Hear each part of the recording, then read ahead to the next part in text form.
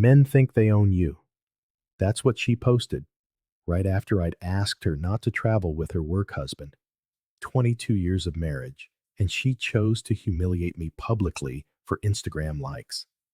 But she'd forgotten about the contract, the one her father had us sign back in 2002, the one with Clause 18, which she'd never bothered to read. Her Declaration of Independence had just triggered the nuclear option I'd been holding in reserve for 2 decades. My name is Oliver Ashford. I'm 54 years old, and until 3 weeks ago, I thought I had it all figured out. A 22-year marriage to a woman I believed loved me. A successful business partnership, restoring vintage motorcycles that kept food on the table and gases in our Harleys. A comfortable home in a Phoenix suburb where we'd host barbecues and watch the sunset from the back porch. I should have seen it coming. The morning it all fell apart began like any other Saturday. I was in the garage, rebuilding the carburetor on a 1967 Triumph Bonneville that a collector from Scottsdale wanted restored to factory specs. The familiar scent of engine oil and metal shavings filled my nostrils as I worked, my hands steady, despite the Arizona heat creeping in through the open door. My phone buzzed against the workbench. A text notification from my old Army buddy, Jake Morrison, who lived up in Flagstaff now. "Dude, are you seeing this?" he'd written, followed by a screenshot. I wiped my greasy fingers on a shop rag and picked up the device. The image made my stomach clench and drop like a stone in a well.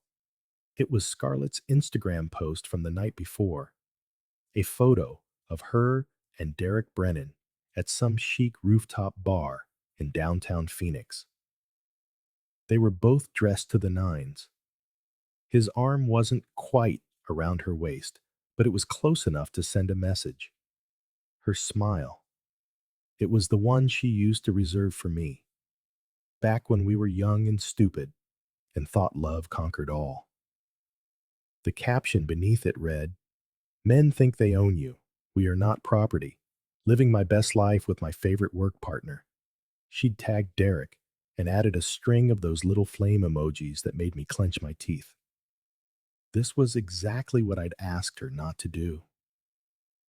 2 days earlier, when she'd announced she was going to a business conference downtown with Derek, I'd voiced my concerns. Not demands, not ultimatums, just the honest worry of a husband who saw his wife's work relationship getting a little too comfortable for comfort. "I don't think it's appropriate," I'd told her, standing in our kitchen as she packed her overnight bag. "You two, traveling together, staying at the same hotel. People talk, Scarlett. It doesn't look right." She gave me that condescending smile, the one that made me feel like a caveman dragging his knuckles. "Oliver, you're being ridiculous. Derek is a colleague. We work together. This is business." "Business doesn't usually involve posting couple shots at midnight," I'd countered. "Couple shots?" She'd laughed, a sharp, dismissive sound. "We're professionals having dinner. My God, you're being so controlling." That word, controlling. She'd been using it a lot lately. Anytime I questioned her late night or weekend strategy sessions with Derek, as if wanting honesty from my own wife was some kind of character flaw. I backed down that night, like I always did. Told myself I was being paranoid, that 22 years of marriage had to count for something, that the woman who promised to love and honor me wouldn't humiliate me on social media for her 1,500 followers. I was wrong. I set my phone down and walked over to my tool chest, pulling a key from the bottom drawer where I kept important documents. Insurance papers, business deeds, and one manila folder I hadn't opened in over 2 decades. Inside that folder was something Scarlett had long forgotten, something she'd signed without reading, back when we started the restoration business, with her father's money and my mechanical know-how. She had just posted her Declaration of Independence. It was time to show her what freedom really cost. The folder felt heavier than it should have, considering it only held a few sheets of paper. But those sheets represented the original partnership agreement from 2002, when her father, Harold Vintners, fronted us the money to start Ashford Custom Motorcycles. I spread the documents on my workbench next to the half disassembled carburetor. 22 years ago, when we were young and hungry, we'd sat in a lawyer's office as Harold insisted on adding protective clauses. Business partnerships fail, he'd said, adjusting his reading glasses, but family money shouldn't disappear with them. Clause 18 had been his baby. If either partner brought public disgrace or moral compromise to the business, the other could invoke an emergency dissolution. All assets would transfer to the non-offending party, pending arbitration. Scarlett had signed it without a second glance, too busy dreaming of custom paint jobs and magazine features to read the fine print. I picked up my phone and dialed a number I hadn't called in 5 years. Vince Torino, a gravelly voice answered. Hammer, it's Oliver Ashford. A pause. Well, I'll be damned. Oliver, how you been, brother? Vince Hammer Torino was 61, built like a brick shithouse, and we'd served together in the army when the world felt simpler. After 20 years of service, he'd become a private investigator, specializing in what he called marital archaeology, digging up the truth when spouses started lying. I need a favor, I told him, watching a roadrunner dart across my driveway outside. Let me guess. Wife trouble? Something like that. I need documentation, photos, timelines, communications, everything clean and legal. Hammer's voice grew serious. Oliver, you sure you want to go down this road? Once you start digging, you can't undig what you find. I thought of Scarlett's Instagram post, of Derek's arm around her waist, of the way she looked at him like he was the answer to questions she'd never bothered to ask me. I'm sure, I said. All right then, send me what you've got, and I'll start building your case. But a word of warning, this kind of work isn't cheap, and it isn't fast. How long? 2 weeks, maybe 3 if they're being careful. After we hung up, I walked back into the house. It felt different, somehow, as if I were seeing it with new eyes. The kitchen, where we'd planned our future. The living room, where we'd watched countless movies. The bedroom, where we'd promised each other forever. It all felt borrowed now, temporary. I made a sandwich and sat at the kitchen table, staring at a framed photo from our wedding. We were so young, so convinced we were different from all the other couples who fell apart. My phone pinged, a text from Scarlett. Grabbing dinner with the Phoenix team tonight. Don't wait up. I stared at the message for a long moment. Then I replied, have fun. She wanted to play games. Fine. But she'd forgotten who taught her strategy in the first place. The call I was waiting for came on a Thursday night.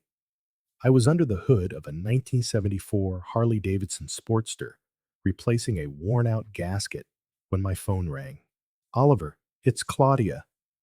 Claudia Vintners, Scarlett's identical twin sister. They'd been estranged for 3 years over some family drama I never fully understood. What I did know was that Claudia had always been the sharper of the two, the one who saw through people's facades. Claudia, I said, wiping grease from my hands. This is unexpected. I saw Scarlett's social media posts, she said, her voice tight with disapproval. That display with Derek Brennan. It's disgusting, Oliver. You don't deserve that humiliation. I leaned against my workbench. Why are you calling me? Because I know something you don't. Scarlett and Derek have been having an affair for 8 months, and I have proof. My grip tightened on the phone. What kind of proof? Photos, text messages, hotel receipts. Scarlett thought she was confiding in our cousin Emma, but Emma's been telling me everything. She's worried about you. A coldness settled deep in my chest. 8 months. While I was rebuilding engines and planning our anniversary trip to Sturgis, my wife was planning a different future entirely. Why are you telling me this? I asked. Claudia's voice hardened. Because Scarlett has always thought she was untouchable, special. She's forgotten that actions have consequences. And it's time someone reminded her. I look exactly like her, Oliver. Same face, same voice, same mannerisms. If you need someone to complicate her life, I am available. The idea was both insane and brilliant. I'll think about it, I said. Don't think too long. Scarlett is planning to file for divorce next month. She wants to start fresh with Derek, but she also wants to walk away with half of everything you've built. After she hung up, I stood in my garage for a long time, listening to the night sounds of suburban Phoenix. Crickets chirping, a dog barking. Normal life, going on while mine was coming apart. But maybe it wasn't coming apart. Maybe it was just changing course. Hammer called on Monday morning as I was pricing parts for a vintage Indian chief restoration. Oliver, you sitting down? He asked, no preamble. What do you have? Your wife's been busier than a one-legged cat in a sandbox. Hotel records show 8 separate overnight stays with Derek Brennan in the last 6 months. Same room, registered in his name. I nearly dropped my coffee mug. Keep going. Phone records show over 300 text messages between them in the last month alone. Some of those messages. He paused. Let's just say they aren't discussing quarterly reports. Any financial irregularities? That's where it gets interesting. Derek's been charging personal expenses to your business account. Fancy dinners, the hotel rooms, even bought jewelry I'd bet your wife is wearing. I thought of the new necklace Scarlett had worn to our neighbor's barbecue last month. She'd claimed it was a bonus for closing a big deal. There's more, Hammer continued. I did some digging on Derek Brennan himself. The guy has a pattern. This is his third workplace affair in 5 years. The previous 2 ended with him getting fired and the women getting divorced. A professional homewrecker. Something like that. He targets established businesswomen, charms his way in, and then moves on when things get complicated. Your wife is just his latest target. I walked to my office window, staring out at the desert landscape. How solid is this evidence? Courtroom solid. Photos, documents, financial records. It's all documented and legally obtained. Send me everything now. On its way. Oliver, I gotta ask, what's your end game here? I thought of Scarlett's Instagram posts, of her smug confidence, of the way she'd dismissed my concerns as jealousy. Justice, I said. That's a dangerous word, brother. Sometimes, danger is exactly what a situation needs. After I hung up, I called my lawyer. It was time to dust off that old partnership agreement and remind Scarlett why her father had been so insistent on protective clauses. The call came from Jasper Green on a Thursday morning that had started with bad coffee and was about to get worse. Scarlett's father, Harold Vintners, had passed away from a heart attack in his sleep. The funeral was set for Saturday. The will reading would be on Monday. I had always respected Harold, He was old school, a man who believed in handshake deals and keeping your word.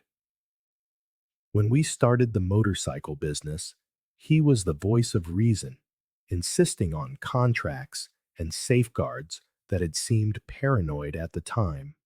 Now they seemed prophetic. Oliver, Jasper said over the phone, his 73-year-old voice raspy with age and cigarettes, you need to be at this reading. Harold updated his will 6 months ago, and there are some surprises. What kind of surprises? The kind that could change everything. Harold knew about Scarlett's affair with Derek. He hired his own investigator after someone sent him an anonymous tip, photos of them together in Flagstaff. My blood ran cold. Harold was disappointed in his daughter's choices, Jasper continued. Said she'd forgotten what loyalty meant. The funeral was a somber affair. Scarlett played the grieving daughter perfectly, accepting condolences with a tearful dignity. Derek stood by her side like a devoted partner, which caused several family members to exchange uncomfortable glances. I kept my distance, watching the performance while planning my next moves. Claudia approached me after the service. She has no idea what's coming, she whispered. Harold changed everything after he found out. Monday's will reading took place at Jasper's downtown law office. Mognon's conference table seated 8. There was Scarlett, Derek, myself, and Claudia. Harold's brother, Ernest, and 3 distant cousins filled the remaining chairs. Jasper, the attorney, cleared his throat and began to read. The first few items were standard bequests of personal effects to family members, followed by charitable donations to the veterans organizations Harold had always supported. Then came the bombshell. To my daughter, Scarlett, Jasper read, his voice flat, I leave my disappointment and the certainty that actions have consequences. Having learned of your betrayal of a good man who treated you with nothing but respect, I cannot, in good conscience, reward such behavior. The color drained from Scarlett's face. Derek shifted uncomfortably in his seat.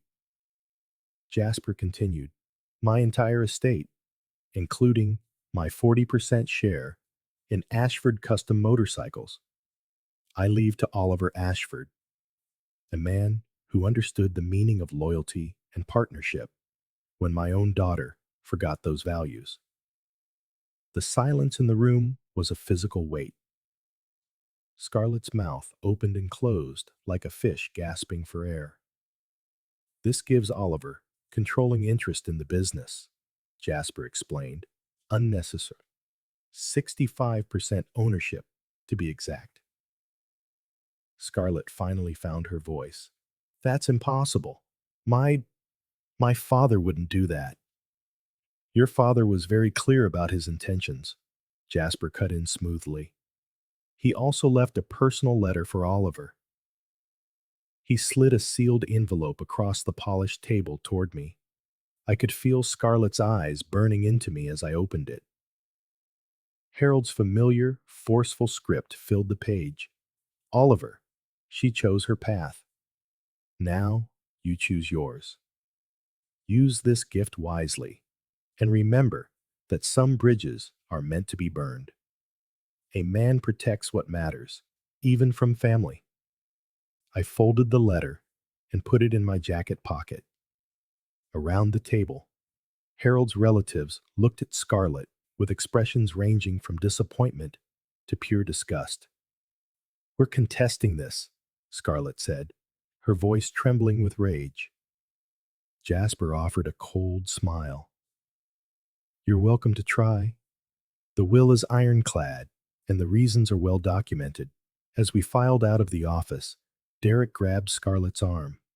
This changes things, I heard him mutter. No, she shot back, her voice hard as steel. It changes nothing. We'll figure this out. But standing in the Arizona sun outside the law firm Watching my wife and her lover plan their next move, I knew everything had already changed. Harold Winters had just handed me the keys to the kingdom. The only question was, what was I going to do with them? Claudia's plan was simple, elegant, and completely legal, which made it perfect. She's meeting Derek tonight at the Phoenician, Claudia said, perched in my kitchen as she scrolled through her sister's social media. Same resort they use for all their little getaways. She thinks she's being discreet. I poured myself a whiskey, my first drink in 3 months. What exactly are you proposing? I'm going to show up instead of her, she said, a predatory smile touching her lips. Same dress, same hair, same perfume. Derek won't know the difference until it's far too late. Men never pay that much attention. And then, she continued, I'm going to record him confessing to embezzlement, fraud, and any other crimes that Hammer's evidence can prove. Derek's the type to brag when he thinks he's won. The plan was risky, but the potential payoff was immense. With Derek's confession on tape, coupled with the financial evidence Hammer had already dug up, we could destroy him. And Scarlett? I asked. Claudia's expression hardened. My dear sister will arrive at the resort to find police cars and paramedics. I'll stage a very convincing breakdown, claiming Derek attacked me when I confronted him about stealing from the company. That's brilliant. I know. She stood, smoothing down a black dress, the exact one Scarlett was wearing in her latest Instagram post. Derek will be arrested, disgraced, and unemployed. Scarlett will realize her soulmate was just using her, and you'll have it all documented for the divorce proceedings. I had to admit, the symmetry was beautiful.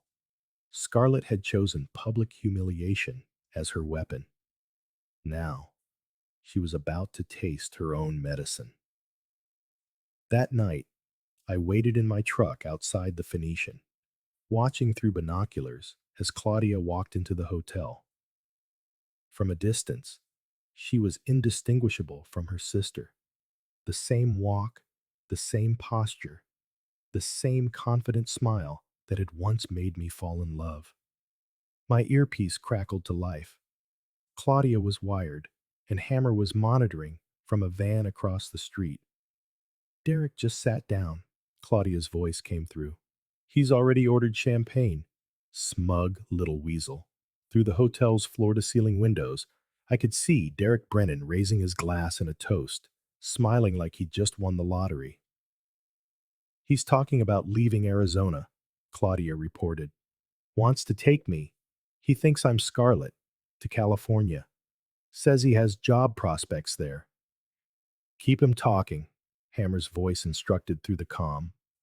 Now, he's bragging about how easy it was to skim money from the business accounts, Claudia said, her voice tight with contempt. Says Oliver is too trusting, too focused on his bikes to notice financial irregularities. I gripped the steering wheel. That money had been earmarked for expanding our operations. Instead, it had funded Derek's seduction of my wife. He's getting his phone out, Claudia continued, showing me pictures of, this is disgusting, pictures of him and Scarlett in various hotel rooms. He's keeping trophies. My stomach churned. Those photos would destroy Scarlett's reputation if they ever got out. I've got it all, Hammer's voice confirmed. Clean, clear, and devastating. That's when everything went wrong. Through my binoculars, I saw Scarlett striding into the hotel lobby, a full 30 minutes early and looking furious. She must have gotten suspicious when Derek didn't answer her texts. Abort, I said into my mic. Scarlett's in the building. But it was too late. I watched through the window as my wife stormed into the bar, saw Claudia sitting with Derek, and froze. For a split second, She probably thought she was looking at her own reflection. Then Derek turned, saw both women, and his face went as white as desert sand. The confrontation that followed was brief but spectacular. Scarlett screamed accusations. Claudia laughed with cold satisfaction, and through the open mic, the whole bar heard Derek's voice, amplified by panic, bragging about manipulating Scarlett, stealing from our business, and planning to disappear once he'd milked her for everything she was worth. Where did you get that? Scarlett's voice was a raw whisper. From someone who actually cares about protecting this family. We were back in our kitchen. The air was thick with betrayal. You were spying on me. I stood up, my patience finally gone. I was protecting myself from a wife who forgot what loyalty means. Oliver, please, she tried, her tone shifting to pleading. I know I made mistakes, but we can fix this. We can go to therapy, rebuild the trust. With what? I cut her off. Your father left me controlling interest in the business. The house is in my name through an LLC you never bothered to research. And thanks to Derek's embezzlement, you are now legally complicit in his crimes. The color drained from her face completely. What are you saying? I'm saying your Declaration of Independence just cost you everything you thought you owned. She stared at me, and then her expression hardened into something ugly and desperate. You bastard. You planned this. You and that thing, Claudia. You planned all of it. I didn't plan anything, Scarlett. I just prepared for the inevitable. She shot to her feet, her chair scraping harshly against the floor. I'm not going to let you destroy me. I built this business just as much as you did. Those clients are loyal to me. Actually, I said quietly, they're loyal to Ashford Custom Motorcycles, a company you no longer have any stake in. We'll see about that. After she stormed out, I sat in the silent kitchen for a long time. 22 years of marriage, reduced to threats and legal maneuvers. But I had learned something in the last few weeks. I was stronger than I thought, more strategic, more willing to fight. Scarlett wanted a war. She was about to find out she'd picked a fight with the wrong man. The call came at 6:30 on Thursday morning, waking me from the first decent night's sleep I'd had in weeks. The caller ID read Phoenix Metro PD. Mr. Ashford, this is Detective Rivera. We need to discuss the arrest of Derek Brennan. I sat up, instantly alert. Mr. Brennan is alleging the embezzlement charges are false, the detective continued. Says he was framed by someone with access to the company's accounts. He specifically mentioned you and a woman named Claudia Winters. What exactly is he alleging? That the financial evidence was fabricated to set him up. He wants to make a deal. In exchange for information on what he's calling a conspiracy. I kept my voice steady. Detective, Mr. Brennan has been stealing from our business for months. We have documented proof. We'll need you to come in for questioning this afternoon. Can you be at the precinct at 3? After I hung up, I called Jasper. My lawyer listened, then gave me the advice I expected. Don't say a word without me present. Derek is a desperate man, and desperate men say desperate things. The evidence against him is solid. At 10:15, my phone rang again. This time it was Jimmy Torino, Hammer's younger brother and one of our biggest clients. Oliver, Jimmy's voice was tense. What the hell did you do? The words hit me like a punch to the gut. This was it. Jimmy, I'm not sure what you mean. Derek Brennan called me an hour ago, screaming about being set up. Said you and some woman destroyed his life because you couldn't handle your wife cheating on you. I closed my eyes. What did he say exactly? He said you hired a PI to dig up dirt on him, then used your wife's twin sister to trap him at some hotel. Said the whole thing was revenge because Scarlett chose him over you. And you believe that? Jimmy paused. I believe Derek is a slick-talking weasel who's been overcharging us for parts while stealing from your business. But I also believe you're capable of playing a longer game than most people realize. The way he tells it, you orchestrated his downfall like some kind of chess master. And honestly, Oliver, that scares me more than him stealing. After he hung up, I realized Derek's desperate accusations had achieved something I hadn't anticipated. They had made me the villain in my own story. My phone buzzed with a text from Scarlett. Derek told me everything. You're not the man I married. I typed back a reply. You're right. I am better. But sitting in my silent house, surrounded by the wreckage of my marriage, I wondered if being better was worth becoming someone I barely recognized. The answer came as I glanced at Harold Winter's letter on my kitchen counter. Some bridges were meant to be burned, and some men were meant to light the match. 3 months after the hotel incident, Scarlett made her last, desperate play. She was staying with a cousin in Tempe, freelancing as a marketing consultant while she fought the divorce and tried to get her father's will overturned. I was in my garage, putting the finishing touches on a restored 1969 Triumph Trident when she walked in unannounced. Oliver, I'm pregnant. I didn't look up from the chrome I was polishing. Congratulations. It's yours. Now I looked at her. Scarlett stood in the doorway, a hand resting on her stomach, wearing that vulnerable expression she'd perfected in high school drama club. The timeline doesn't work, Scarlett. You were with Derek for 8 months before I caught you. I know when it happened. That night in February when we made up after our fight about the Phoenix contract. I remembered that night. We had argued about Derek, about her working late, and then we'd made love with an intensity that reminded me why I'd married her in the first place. At the time, it had felt like a reconciliation. Now, it just felt like manipulation.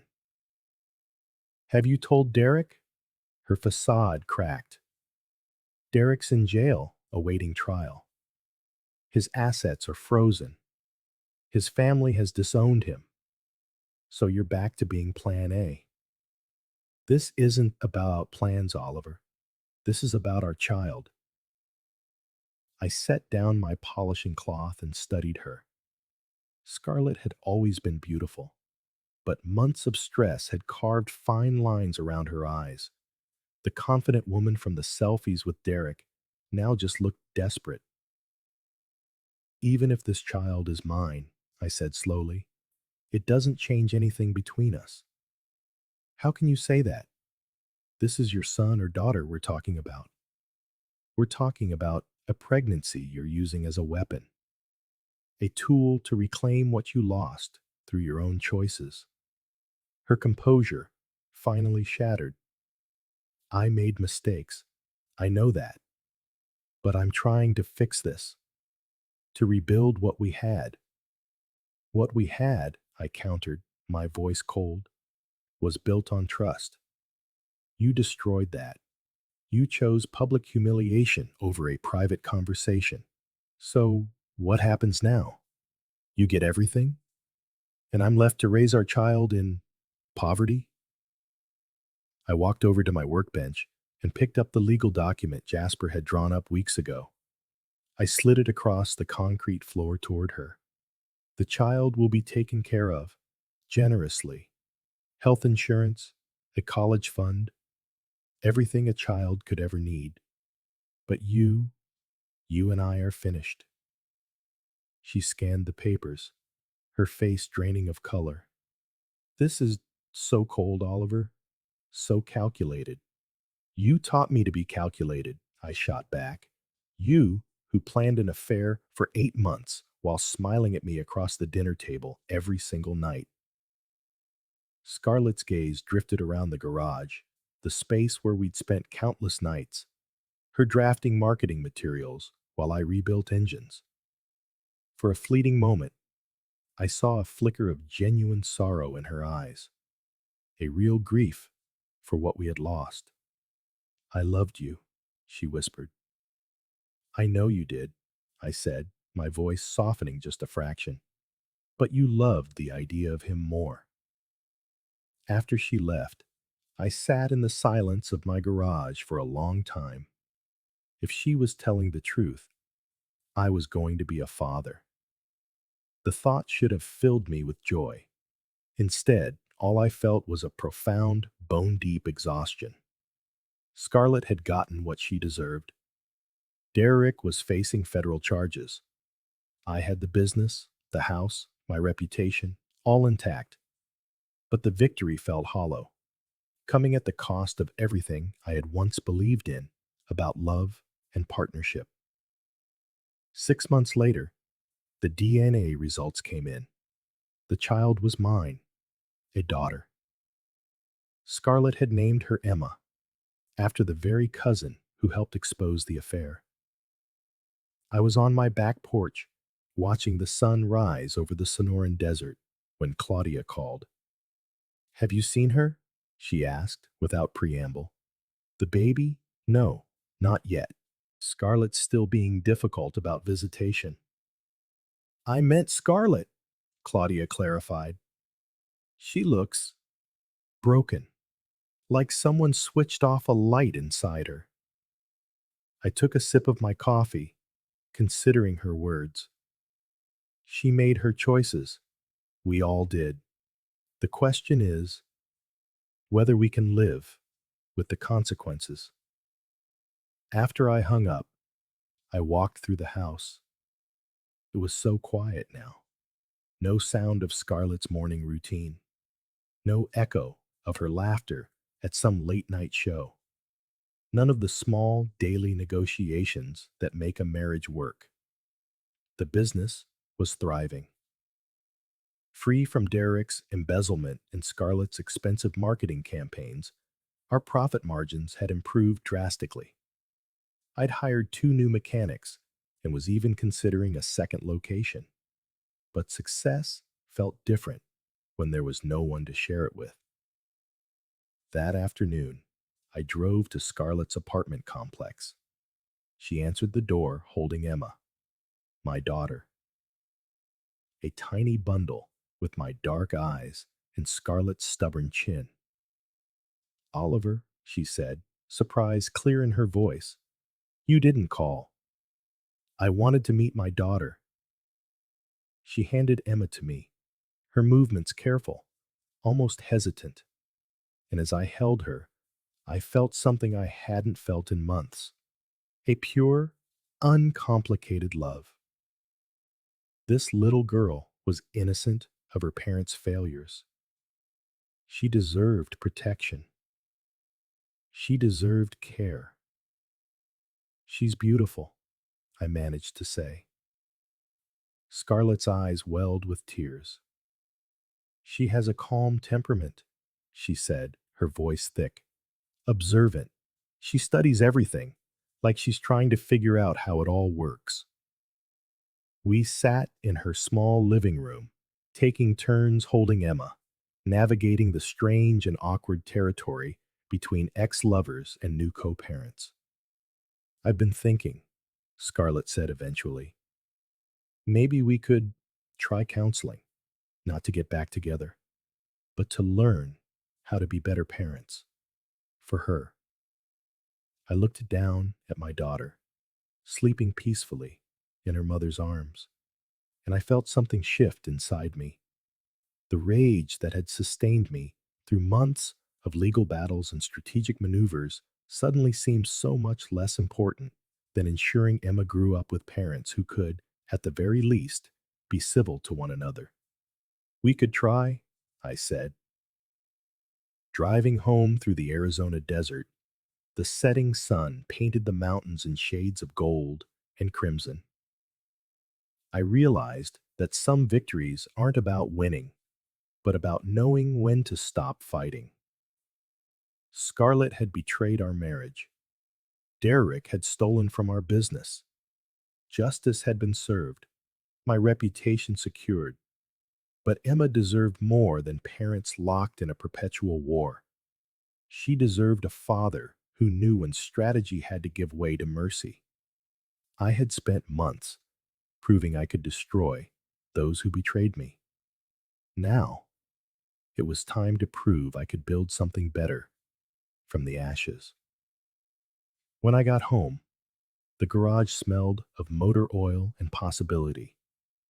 Tomorrow, I would start working on that 1967 Bonneville again. Not for a client this time, but for Emma. A project to be finished by the time she was old enough to appreciate the craftsmanship.